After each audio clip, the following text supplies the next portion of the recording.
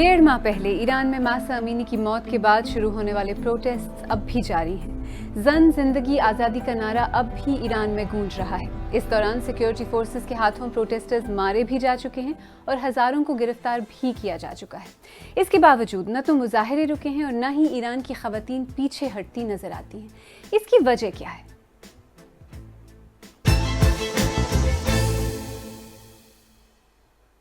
मेरा नाम आलिया नाज़की है और आप BBC उर्दू का प्रोग्राम सरबीन देख रहे हैं। आपको शायद याद हो 16 सितंबर को 22 बरस की मासा अमीनी की ईरानी मोरालिटी पुलिस की कस्टडी में मौत हो गई थी। उन्हें हिजाब सही तरीके से न पहनने के लिए गिरफ्तार किया गया था। मासा अमीनी की मौत के बाद ईरान में प्रोटेस्ट की लहर दौड़ गई जो अब तक थमी नहीं है। आइए सबसे पहले इस वक्त जो सूरत हाल है उस पर नजर डालते हैं।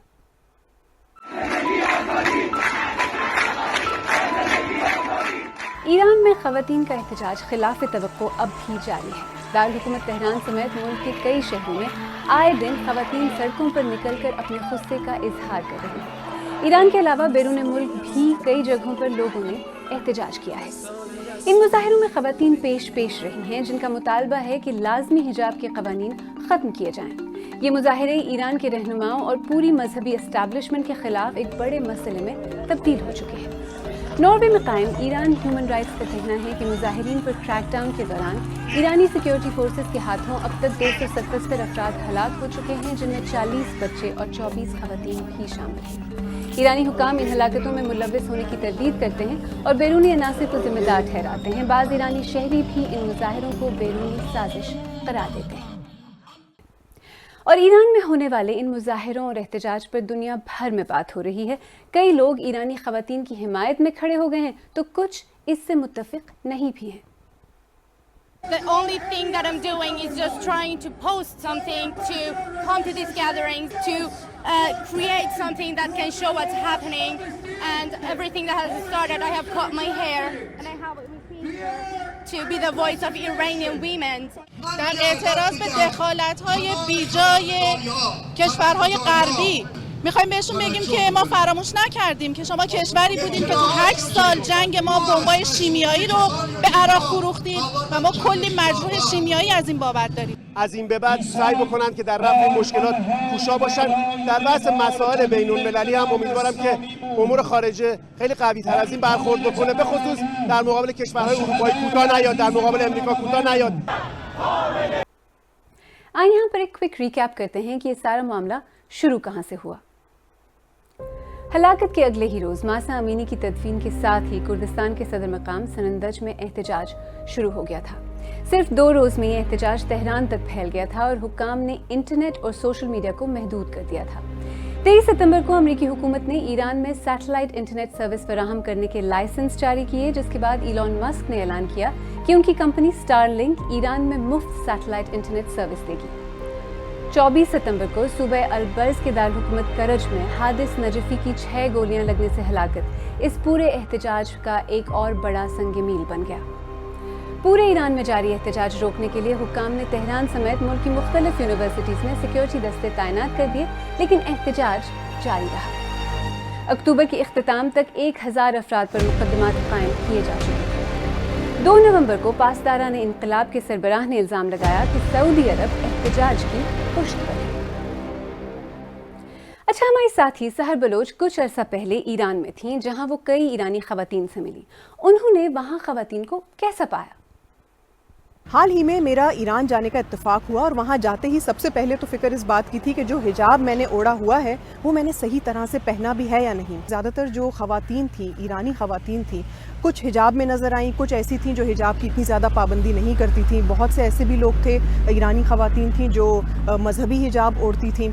हालिया दिनों में जब ये एहतजाज हुआ ईरान में, जब इतने सारे एहतजाज शुरू हुए तो उस पर मैंने जब अपने दोस्तों से वहाँ पर बात की तो उनसे बात कर यही लगा कि अभी एहतजाज ख़त्म नहीं होने वाले हैं और ये एक इनकलाब की सूरत जो है वो इख्तियार कर चुके हैं।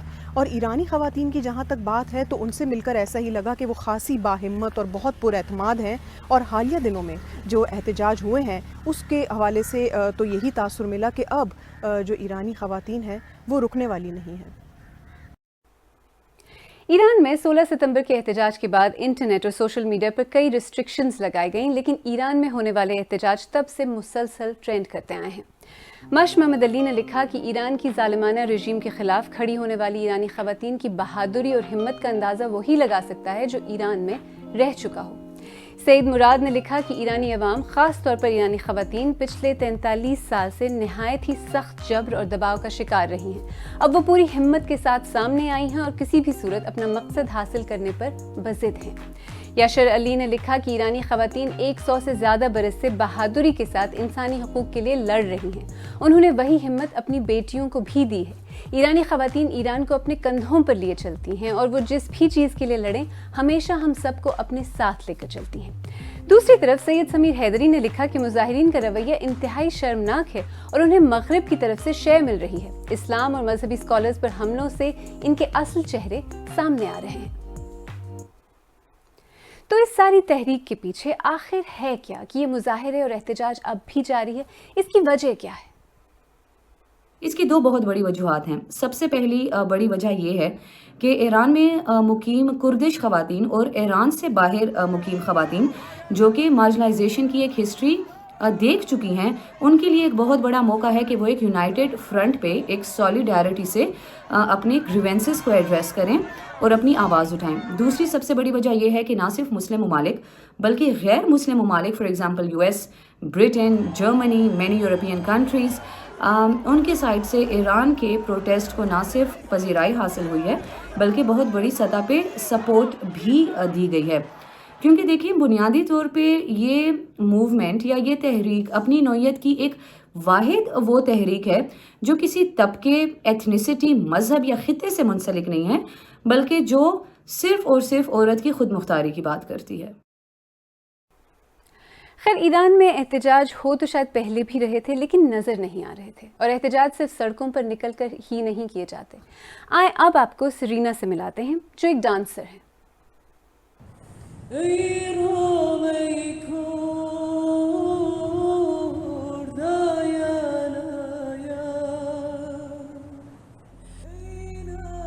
سرینا کو 3 برس پہلے ایران چھوڑنا پڑا۔ یہ ویڈیو انہوں نے وہاں اپنی سہیلیوں کے ساتھ مل کر بنائی تھی۔ وہ بتانا چاہتی تھیں کہ ایران میں رہتے ہوئے وہ کیا محسوس کرتی ہیں، لیکن اسے وہ کبھی ریلیز نہیں کر سکی۔ اب سبھی سہیلیوں نے ویڈیو جاری کرنے کی اجازت تو دے دی ہے، لیکن اس کی ڈائریکٹر اب بھی نہیں چاہتی کہ ان کا نام منظر عام پر آئے۔ سرینا کا خاندان اور ان کی بہت سی سہیلیاں اب بھی ایران میں رہتی ہیں۔ ان میں سے کئی ایران میں جاری مظاہروں میں حصہ بھی لے رہی ہیں۔ فون پر وہ سرینا کو بتا رہی تھی کہ ایسا لگتا ہے جیسے وہ تمام غصہ اور نفرت جسے وہ برسوں سے سینے میں دبائے تھیں، اسے چیخ چیخ کر آواز دینے کا وقت آ گیا ہے۔ سرینا خود مظاہروں میں حصہ تو نہیں لے سکتی، لیکن اپنی سہیلیوں کو بتانا چاہتی ہیں کہ اب ساری دنیا ان کی آواز سن رہی ہے، وہ تاریخ لکھ رہی ہیں اور پوری دنیا ان کی ہمت کی وجہ سے پر امید ہے کہ وہ صبح ضرور آئے گی جس کا انہیں انتظار ہے۔ خیر، یہ ریسنٹ تاریخ میں ایران میں ہونے والے پہلے ملکی احتجاج نہیں۔ ایران پہلے بھی کئی بڑے بڑے احتجاجوں اور مظاہروں پر قابو پا چکا ہے، لیکن اس بار ایران میں جاری پروٹیسٹ جو شروع تو ماسا امینی کی موت سے ہوئے تھے، اب صرف سخت حجاب قوانین کے بارے میں ہی نہیں رہے۔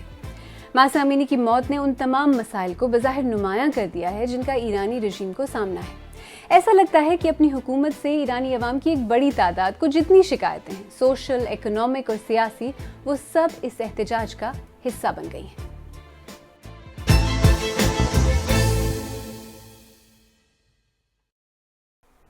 اگر آپ کو ہمارا پروگرام پسند آیا تو ہمارے YouTube چینل کو سبسکرائب کریں، بیل آئیکن پر کلک کریں اور پروگرام کا لنک اپنے دوستوں کے ساتھ شیئر کریں۔ اور آپ سیربین کی پرانی قسطیں دیکھنا چاہیں تو یہاں کلک کر کے بھی دیکھ سکتے ہیں۔